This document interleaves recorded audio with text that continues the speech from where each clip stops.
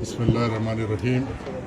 अल्हम्दुलिल्लाह बा इत्तेफाक़ राय व मशवरात कारवान हल्के से जनाब लईक साहब को मजलिस बचाओ तहरीक के उम्मीदवार की हैसियत से मुंतखब किया गया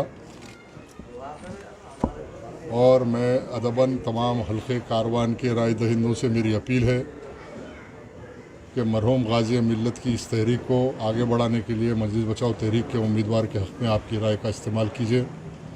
वोट एक शहादत है और हक़ की शहादत मुसलमान देता। इंशाअल्लाहुल अज़ीज़ मजलिस बचाओ तहरीक की कायदीन आपके दरमियान में रहेंगे, गाज़ी मिल्लत की तरह आपकी खिदमत करेंगे और हमारी तारीख़ है कि गुज़िश्ता 25 साल में हम इक़्तिदार में रहे न रहे, रात व दिन मजलिस बचाओ तहरीक और बिलखुसूस तहरीक के कायदीन, चाहे वो हल्के कारवान हो, बहादुरपुरा हो, चंद्रानगुट्टा हो, राजेंद्र नगर हो, बल्कि तेलंगाना के अजलाओं से बेसहारा मजलूम मुसलमान ही नहीं दिगर तबक़ात के लोग भी तहरीक के दफ्तर और दारुल अमान पर आकर अपने मसाइल के हल के लिए जब कभी आवाज़ दी तो इंशाअल्लाह कामयाबी के साथ हमने उनके मसाइल को हल और उनकी नुमाइंदगी की। आज वक्त का तगाज़ा है कि ये लड़ाई किसी सियासी जमात और सियासी लीडरों के लिए इक़्तिदार की जंग है। इक़्तिदार हासिल करने के इरादे से लड़ा जा रहा। हमारी लड़ाई इक़्तिदार के लिए नहीं, उसूलों की जंग है। कोई आज सरमाए की बुनियाद पे, दौलत की बुनियाद पे इलेक्शन लड़ रहा। हम अपने नज़रिए की बुनियाद पे अपने मकासद को लिए कौम व मिल्लत के दरमियान में अपने मकसद को रख के कौम व मिल्लत की राय हमवार करने की कोशिश की जाए और अल्लाह से तवक्को है कि अल्लाह दिलों को फेरने वाला है।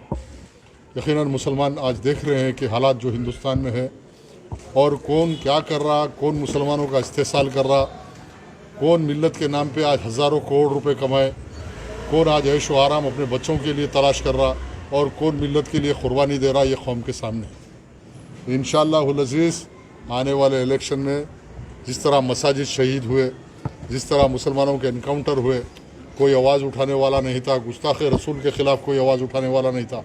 अगर कोई आवाज़ उठाया तो मजलिस बचाओ तहरीक और उसकी कायदीन ने आवाज़ उठाया। मेरी तवक्को है कि तमाम मुसलमान वोट देने से पहले हालात को सामने रखें।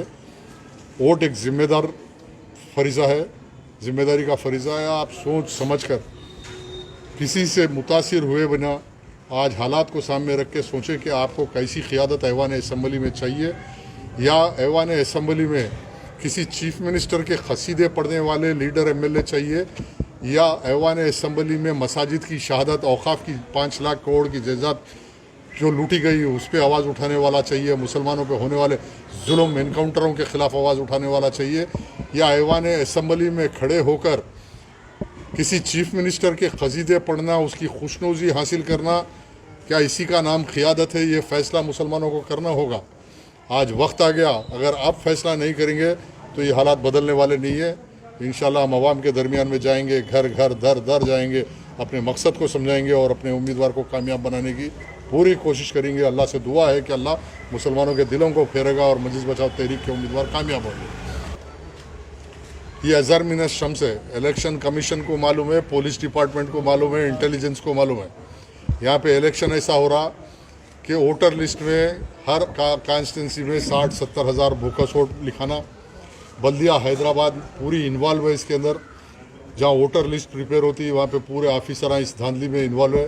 50-60 हज़ार वोट बनाना, डुप्लीकेट आइडेंटिटी कार्ड्स बनाना, हर पोलिंग बूथ पे फर्जी 200-400 वोट डालना।